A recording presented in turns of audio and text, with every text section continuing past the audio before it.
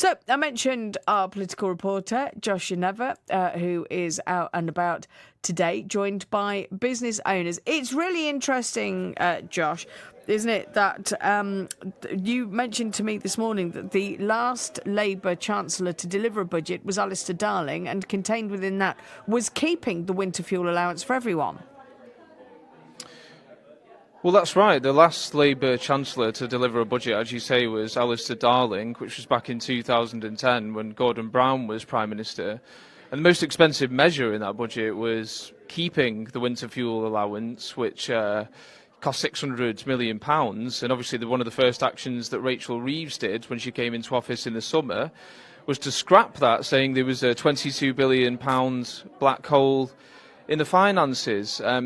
But I'm here with two senior business executives. So I've got Corin Crane, he's the Chief Executive of Coventry and Warwickshire Chamber of Commerce. And we have Eleanor Dealey, who's the Joint Managing Director of the Dealey Group, which is a construction company based right here in Coventry.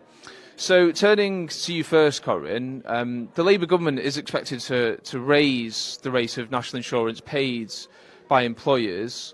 We don't know by how much at the moment, but reports suggest that the government could raise up to £20 billion, which is a substantial amount. How would a hike in employer national insurance impact businesses here in Coventry and Warwickshire? Well, I think they appreciate that we need to raise money to pay for some of the issues in today's budget, but it's just one of many layers of increases we're expecting today. National insurance contributions, maybe capital gains tax as well, maybe the minimum wage levels going up. These are all layers of funding that maybe most businesses really can't afford at the moment. Yeah, and Labour has explicitly said that it would not raise taxes on working people. Do you think business owners see themselves as working people? I'm absolutely convinced that they do, yeah. But we can get engaged in the semantics of what a working person is. The reality is that money's got to be paid for, hasn't it? And so ignoring small businesses is not just about them being working people. It's about how hard it is to run a small business at the moment. The margins are small. The policies are really hard on these businesses. Do you think raising that tax is a manifesto breach? Well, I don't know. I mean, we can look at the small print for that forever. The reality is you know, what the impact on small businesses at the moment, how it'll impact on them, and many of those are already struggling, and any increases today will make that business really hard for them. OK, we have seen austerity for a number of years before Labour came into office, and Labour is saying that taxes need to be raised to pay for better public services. I mean, if they don't take that money from businesses, where else is it going to come from? Well, I think most people appreciate that the heavy lifting is going to be done by businesses at the moment. No one would look at our public services at the moment and be happy about it, whether that's our local authorities, the infrastructure work that we need around power, around infrastructure, our National Health Service. We appreciate that money's got to come from somewhere, and probably at the moment it's going to be from taxation. And if they can't do it on individuals, which they did put in the budget, then actually maybe it's going to come from businesses. OK, so Ellen, if I could bring you in now. Minimum wages are going to rise in April, with hourly rates for over 21 set to go up to £12.21 an hour. So what will that mean for your business? For our business, we have actually construction is actually relatively well paid as an industry, but certainly it will have an impact in terms of our supplier chain and actually the cost of products coming to us into the industry. So it will have an impact on us. Sure. The government has made a big play of bringing in more private investment to the UK since it's come into office. What do you make of Labour's approach to seeking to grow the economy? I think growth is absolutely what we need to do, and it is a fundamental part. But actually what we're seeing isn't the promises of growth that we heard pre-election.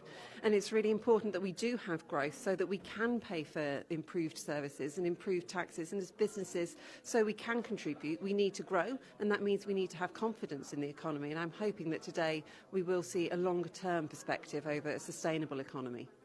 OK, so Dealey is a construction group, and Labour has committed to building 1.5 million homes over the course of this Parliament.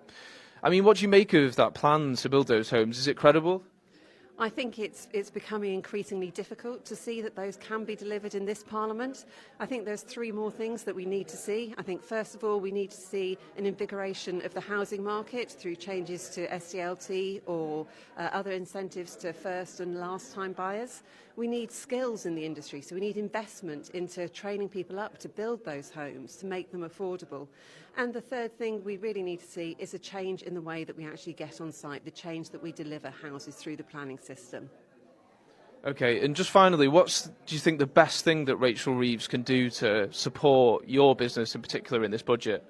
I think for us, the best thing that the Chancellor could do was give confidence of growth in the economy for the long term and certainty that there will be investment, not just taxes going forward. Okay, Eleanor and Corinne, thanks very much. Some concern there about tax rises and the increase in the minimum wage among business people here, but will Rachel Reeves be able to win them over with her budget? We'll find out in the next few hours. Vic? We will do. Joshua, thank you very much indeed. Our political reporter Joshua Nevitt